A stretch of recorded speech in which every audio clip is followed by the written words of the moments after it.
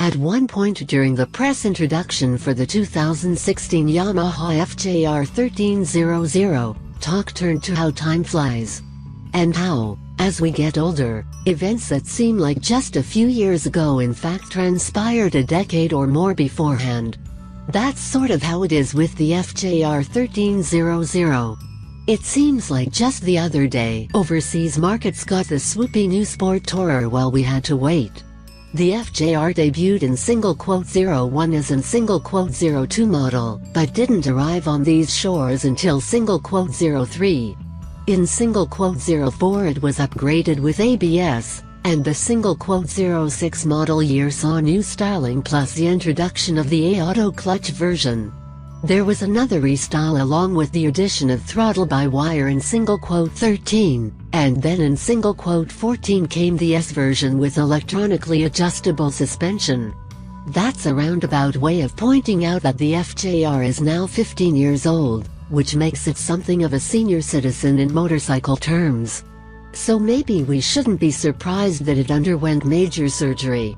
The biggest news is the addition of a 6th speed in the gearbox. That's more complicated than it sounds, however, as to fit inside the existing engine cases the transmission had to be completely redesigned. Thus the gears are now helical instead of straight cut, and rather than having dogs machined on the back of each gear there are separate dog gears in between. There's a joke about dog ears there somewhere. The engineers didn't just add an extra gear, either. First and second were made taller, while fourth and fifth were made shorter. Only the third gear ratio remains the same. Sixth is a very tall overdrive that Yamaha claims equates to a 10% reduction in RPM at cruising speeds. Also new is an assist and slipper clutch, which uses mechanical clamping force to help pull the plates together under acceleration and the opposite under decel. This allowed the previous single diaphragm spring to be replaced by 3 coil springs, which is said to reduce lever pull by 20%. Moreover, the Yamaha chip control throttle YCCT automatically raises the engine revs by some 200 RPM when the clutch lever is released at a standstill, easing engagement. For 2016, there are 2 versions of the FJR1300 available, the A model with traditional suspension and the S model with electronic suspension. The former uses new Kybe rather than Yamaha's own suspension components this year, yet retains the clever hard/soft lever that effectively changes the shock spring rate to compensate for carrying a passenger and/or luggage. The latter features a high-tech system that lets you change suspension settings at the touch of a button. Damping, compression and rebound on the fork, rebound only on the shock, can be adjusted on the fly, and you can choose between standard, hard, and soft settings with ±3 for each. Shock spring preload is 4-position adjustable via the familiar helmet/luggage dash display, and you must be parked to adjust it. Both models come with unified anti-lock brakes, the rear pedal operating 1 pair of pistons and the right front Nissan monoblock 4-piston caliper in the interest of safety. There is also non-adjustable traction control, 2 drive modes, T for touring and S for sport, and fine-tunable heated hand grips, 3 settings with 1-10 for each. The windshield height is electrically adjustable over a range of 5.1 inches. The fairing side deflectors can be angled out 20 mm, the seat can be raised 20 mm, and the handlebars can be moved fore aft 5 mm.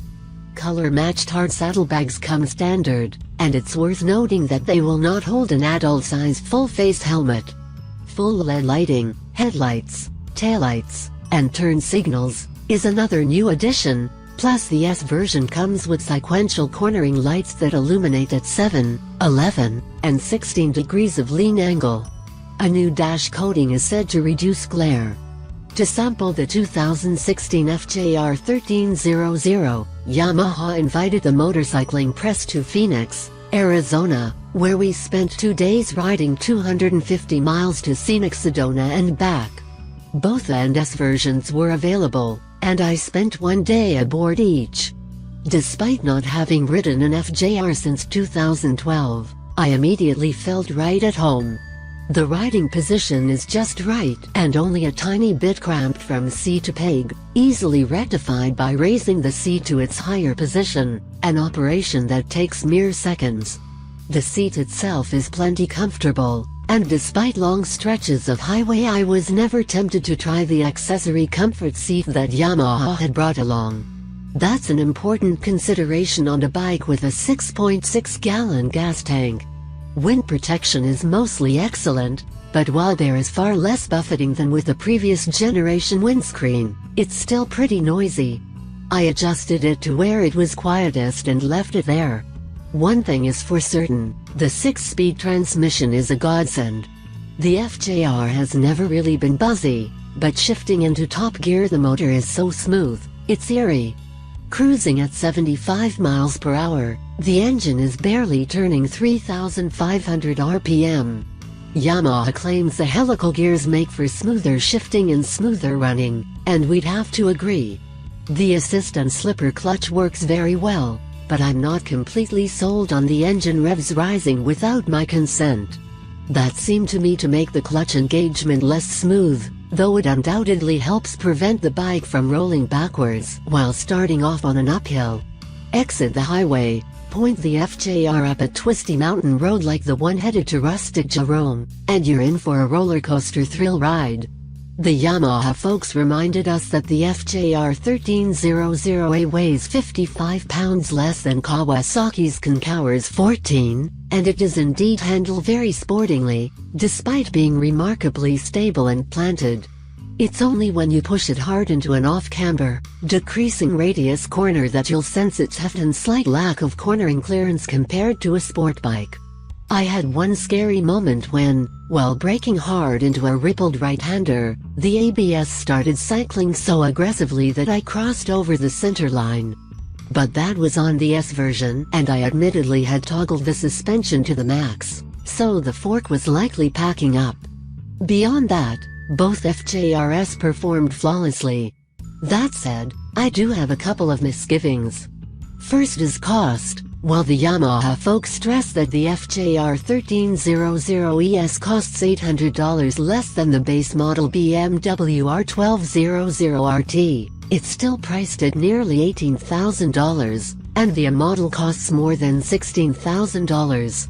That's a lot of money for a 15-year-old motorcycle, never mind how many times it's been updated.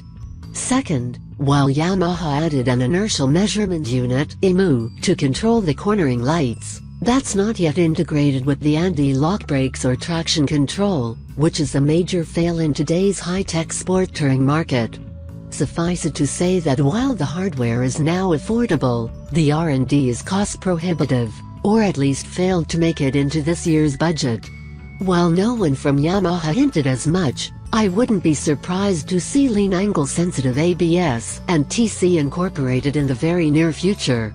Until then, the FJR1300 will remain somewhat dated, awaiting further refinement.